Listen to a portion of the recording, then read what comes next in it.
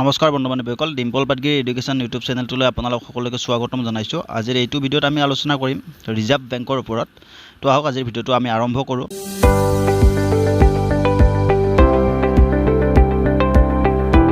ইয়াতে চাব reserve bank of India RBI result 2021। Reserve বেংকৰ ৰিজাল্ট দিছে 841 ভেকেঞ্চি আছিলে আৰু পোষ্টকেইটা আছিল অফিচ এটেণ্ডেণ্ট ভেকেঞ্চি।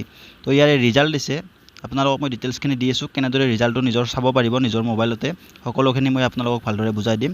তো চাব ইয়াতে নেম অফ পোষ্ট আছিল অফিচ এটেণ্ডেণ্ট আৰু ৰিজাৰ্ভ বেংকৰ আছিল এইটো পোষ্ট। নং অফ পোষ্ট আছিল 841 পোষ্ট আছিল টোটেল, 841টা পোষ্ট আছিল আৰু গুৱাহাটীৰ কাৰণে আছিল 38।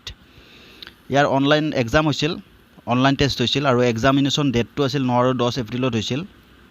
তো আৰু ৰিজাল্ট দিছে 7 তাৰিখ, 7 জুলাইত ৰিজাল্টটো আপোনাৰ মুকলি হৈছে। তো ৰিজাল্টটো কেনেকৈ আপোনালোকে ডাউনলোড কৰিব, নিজৰ ৰিজাল্টটো কেনেদৰে চাব, সকলোখিনি এইটো ভিডিঅ'ত পাই যাব আপোনালোকে। আৰু মোৰ ডিছক্ৰিপশ্যনত লিংকটো থাকিব, আপোনালোকে তাত গৈ ৰিজাল্টটো নিজৰ সম্পূৰ্ণকৈ ধুনীয়াকৈ চাব পাৰিব।